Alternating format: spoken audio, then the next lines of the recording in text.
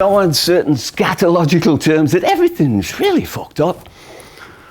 Cracks have appeared in the golden ball and demons have seeped into the groundwater. Unless, of course, you believe that everything's still perfect and we're just interpreting it badly. In which case, who is the first one to suggest that our cup brimmeth over with a surplus of wrong-headed misinterpretations? That what we thought were good was really bad? What we thought was bad was even fucking worse. What we thought was flat was really round, and what goes around seems to come back around in a straight line. But all straight lines don't lead to Rome, more likely the Vatican. We're going in the right direction, we're just going about it in the wrong way. We've got the wrong shoe on the right foot, and all the really historical feats are happening behind your back. Well, you're keeping your eyes out front, you're being historically fucked in the rear end. But pain is really pleasure, pleasure is really pain. A lot of men are really women, vice is really versa. And going viral doesn't make you sick anymore, could make you very famous. Toxicity is a wonder to behold. And what's bad for you could be good for everybody else. Self-sacrifice, chronic intoxication, digital distraction may be their best assets. Whoever they are, maybe they are us, we are them, I am you, and you are really somebody else. And laughter is really tears. And tears are merely spilled milk, and cows are only good for slaughter, and mass slaughter is survival of the fittest at its finest, and our best hope may be death by our own hands. But of course our hands will be in a hold, not on deck when the ship goes down, and only the captain will be in the lifeboats. And the Christians are really cannibals, and the cannibals are not even fucking Christians, and the Muslims are praying to the wrong God, but Allah is just a translation of Yahweh. So the Jews are really Muslims, and Buddhists are simply avoiding the issue altogether, sitting there staring at a blank screen, not seeing the big picture. And these blockbusters don't come cheap, unlike chickens who don't seem to have much say in the matter. Would you listen to a fucking chicken? If a referee calls foul, you offer him a chicken. Eggs are bad for the heart. Fish is good for the brains. So if you eat a regular diet of eggs and fish, you may get lucky and die of a very intelligent heart attack. And the rain will fall in the desert and weeds will grow. Is anybody here who believes that what they know is more than what they don't know? Anybody here believes they can't possibly fucking know this? Did you know Hitler was a coprophiliac? He liked to have a woman take a shit on him, which Eva Braun did many, many, many times. That's what brought them closer together. And he didn't die in his bunker, didn't commit suicide. Anybody here ever seen a picture of Hitler's corpse? All I've seen is a couple of blankets. All these newsreel highlights and photographs of death camps and jubilant liberation celebrations, not one image of the defunct Führer. Why? Because he didn't die. He was shipped off in secret by the Allies to South America, along with a lot of other high-ranking Nazis. Operation Paperclip. You had to believe it or you don't. I'm not making this up. I read it on YouTube. Hey, we've all been mediated one way or another. Hitler had been working for the Zionist-controlled British government all along. The Rothschilds had brainwashed him in Liverpool. I think he'd gone to visit his cousin, Emily. This was long before they sent the Beatles out to take over the world. They sent Hitler out to create as much chaos as possible, stir up a Holocaust in the aftermath of which nobody would dare blame or refuse the Jews anything for fear of being labeled anti-Semitic. But we must never confuse the Jews with the Zionists, because the Jews are just as fucked up as we are. Hitler was a Zionist patsy. They had him by the subconscious testicles. No matter what he consciously did that he thought was good, it turned out to be evil. No wonder he needed to be shat upon. He just could not control his subconscious urges. It was the Rothschilds funded Hitler's war machine and everybody else's war machine, so everybody could happily fight each other while they made the real killing, the bankers. As soon as they started pulling in their loans with interest, if you couldn't pay up, you could always barter control of your government. Never mind houses, these buggers were foreclosing in a whole fucking countries. Control the money, it doesn't matter who makes the laws, quoth the Rothschild scion. Apparently at the moment there are only three, maybe, well, there used to be three, now there's only two. Conspiracy trivia, 3 countries. Cuba's gone down already, right? Yeah, there's only 2 more countries not controlled by the central banks. Iran and North Korea. Hey, but we're working on 8. Check out the headlines. Yeah.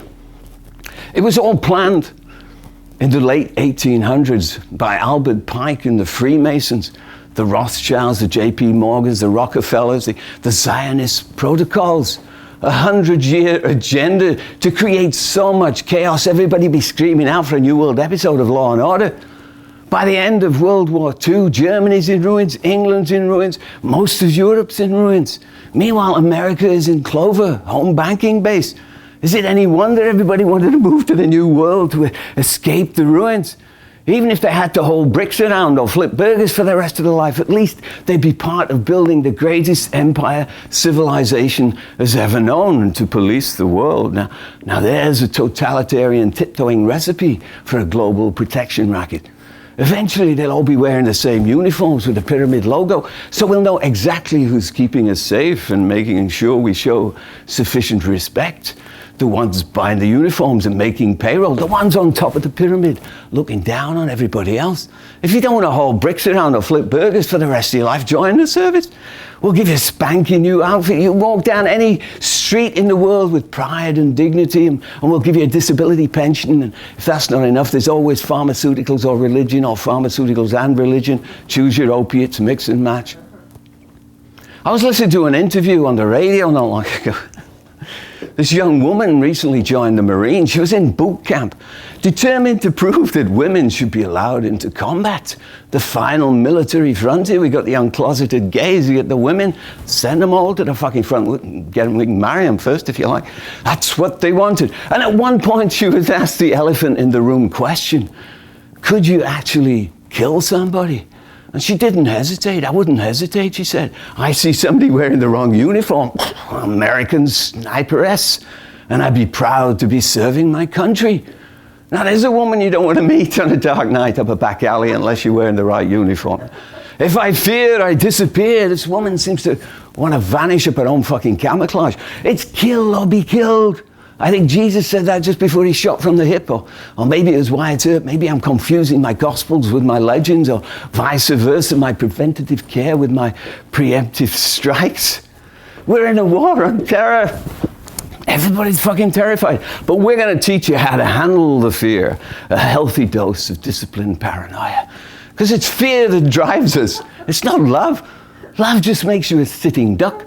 Hopefully a Zen Buddhist sitting duck, so if anything really does happen to you, you can always convince yourself it was really nothing. In the accelerating pace of this modern world, a lot of fucking Buddhists are going to get left behind, refuse to adapt and modify the behavior. Behavioral modification, one of the first experiments in America in the early 1900s to demonstrate beyond the shadow of a doubt that human behavior could be modified. They transformed this baby's response to a rabbit from innocent fascination and bunny to abject fucking terror. Every time the rabbit appeared, they'd give the kid a jolt of electricity. By the umpteenth jolt, that rabbit, public enemy number one. Put a uniform on the rabbit, give a kid a gun, all the fun of the fearless fucking fair. I wonder what happened to the rabbit. I'm sure his behavior was modified too. Every time he sees a baby, oh fuck, shit, head for the hills. You know, you take a part of reality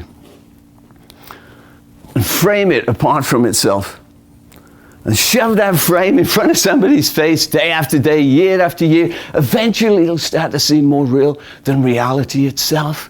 You'll soon be doubting your own naturally sloppy decompositions as worthy of any real consideration, and you'll be killing yourself trying to get into that frame before you die, and anybody else who tries to fucking stop you. It's like dreaming that one day you're going to have a car that'll drive itself. Then one day you realize you've already fucking got one. But suddenly you start to feel like you're being kidnapped by this automobile with a mind of its own. It's been pre-programmed. It seems to know exactly where it's going, even though you don't. And it's too late to change the program. You can't change the program. You didn't create the program. You don't even know what the fucking password is. All you know is if you jump out now, you'll be dumping yourself in the middle of nowhere, watching your dream vanish over the horizon. So you go along for the ride, even though you know you're out of control, till finally you crash into the brick wall. Or if you're lucky, you pass through to the other side thinking, what a fucking nightmare that was. And this is what the truth seekers like to call the Great Awakening. When you finally realize there's no point looking for the truth anymore, the truth is already here. It's just very difficult to put into words. So I'll draw you a graph. It starts down here at the bottom Or at the top, if you turn the page upside down, lots of fluctuations, many, many, many peaks and values, starts to spiral before finally it flies off into infinity when you run out of graph paper. Has anybody here read The Count of Monte Cristo or seen the movie? Sweeney Todd, the demon barber of Fleet Street. Couple of guys framed for crimes they didn't commit. I saw this old black and white movie on TV when I was a kid. I think Bob Dylan saw the same movie. The pivotal motif, this guy clinging to the bars of his cell, crying out that he was framed and he should be released immediately. Of course, nobody's paying the slightest bit of attention because you frame a guy behind bars, he looks like he must have done something. Now guilty till proven innocent. I can't remember what happened to that guy, but the Count of Monte Cristo and Sweeney Todd, they both survived their treacherous ordeals, and many years later they returned to the scene of the crime incognito. They reframed themselves so nobody would recognize them, wreaked a bloody, merciless vengeance on all false picture framers everywhere, because they'd learned their lesson that justice and injustice promenade hand in hand, identical twins.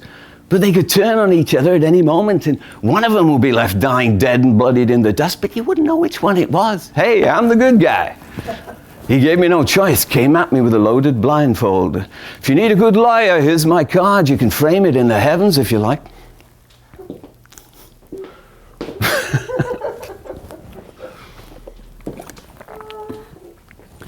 You know, now you're throwing me.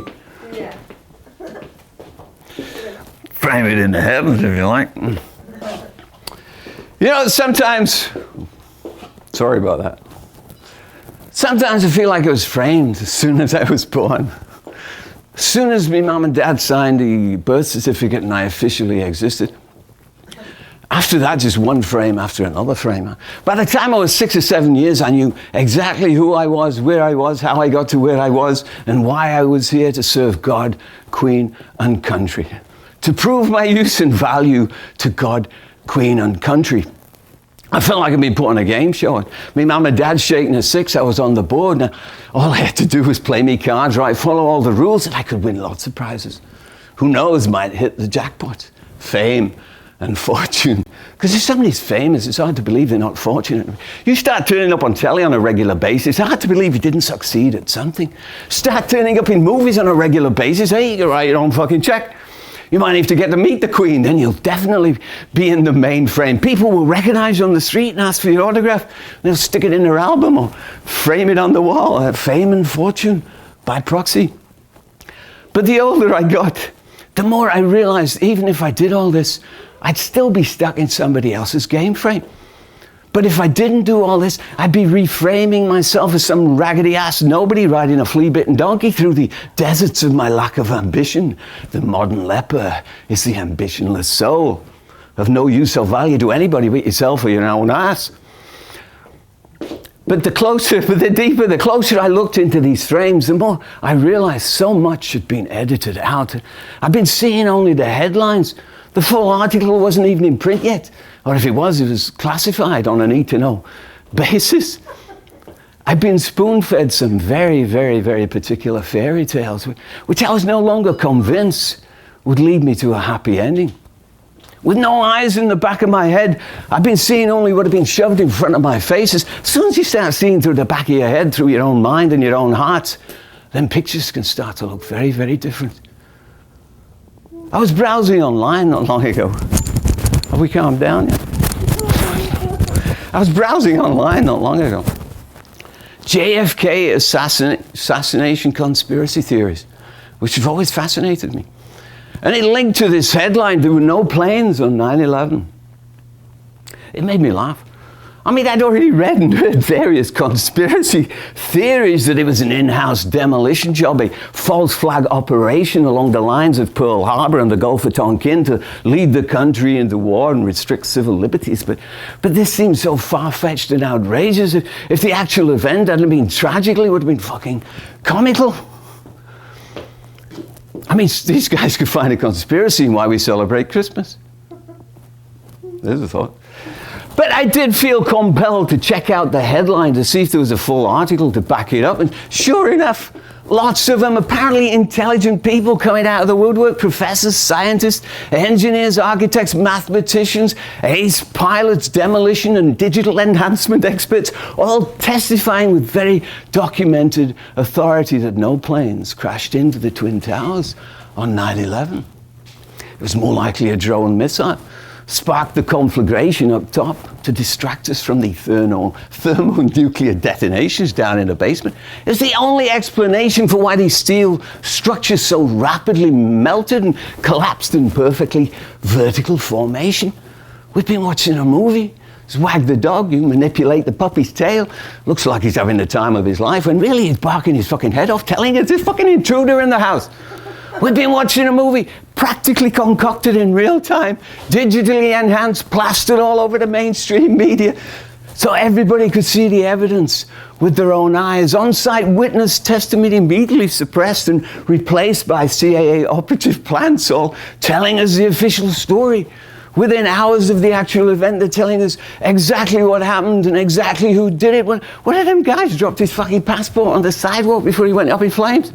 You either believe it or you don't. Of course, as soon as you link to one conspiracy, it links to another. And the Oklahoma bombings, the Aurora shootings, the Boston bombings, the Sandy Hook hoax, the death of Princess Diana, the mysterious deaths and disappearances of various scientists and journalists and ex-CIA operatives, all threatening to blow the whistle on something or other. Even celebrities. George Carlin, he had to go. This guy was on the board, definitely in the frame. He hit the fucking jackpot. And now this ungrateful bastard was going around telling everybody everything's really fucked up. The rich don't give a fuck about the poor. They call it the American dream because you'd have to be asleep to believe in it. You think you're living in a democracy? The only people you're electing have already been pre-selected. The Democrats, Republicans, they're all working for the same party, the ones on top of the pyramid, looking down at everybody else. He had to go. Heath Ledger, Philip Seymour Hoffman, Robin Williams. Maybe these guys climbed a little too high up that pyramid, saw the evil eye on top, and totally blew their fucking cool. They could have just looked at a dollar bill. It would have given them a clue what they were getting into. Somebody once said, the more successful you become, the closer you get to abject failure. Stanley Kubrick, the moon landing, didn't happen. We didn't land men on the moon. It was all filmed in a studio in London by Stanley Kubrick, using leftover props and techniques from Space Odyssey 2001. The perfect man for the job. Of course, he'd always been a liability after that. He kept his mouth shut for 30-odd years, but the older he got, the less he had to lose by spilling the cinematic beans. So he had to go. He died suddenly before the release of his last movie. The pressures of his perfectionism just wore his poor little heart out. Eyes Wide Shut. Anybody here seen Eyes Wide Shut? Stanley Kubrick's last movie. Eyes Wide. Whoa, fuck. Eyes Wide Shut. Tom Cruise and Nicole Kidman. It was touted as a study of a marriage on the rocks, sexual jealousy. But if you watch that movie with your eyes wide open, there's some real creepy Bilderbergian Bohemian Grove style shit going on in the background of a lot of them frames. I had to watch the last scene 5 or 6 times to convince myself I had actually seen what I thought I'd seen. Tommy and Nicole in a Manhattan store, they're Christmas shopping with their 6-year-old daughter, and she's reassuring her paranoid hubby that everything's fine. Nothing's going on that hasn't been going on forever, and they should just be grateful for what they have. Meanwhile, in the background, their 6-year-old daughter is being led away by these 2 old geezers in black suits, under the watchful eye of her approving mother.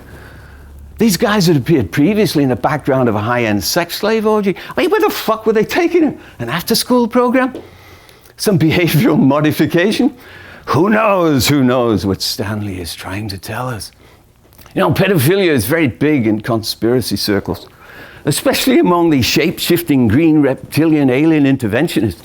Because them buggers need a regular dose of innocent blood to maintain their human form and revitalize their willful dynamo to take over the world. They got to get them while they're young. No point drinking the blood of some tumor-ridden geriatric. They need the virgin sacrifice. It's tradition as old as civilization itself. We like to think it ended with paganism, just as we like to think slavery ended with Abraham Lincoln. Fuck, there's more fucking slavery in the world now than ever before. It's just not that officially documented. A slave by any other name would stood be hauling them fucking bricks around. And some of them pagans were just as civilized as we are. They just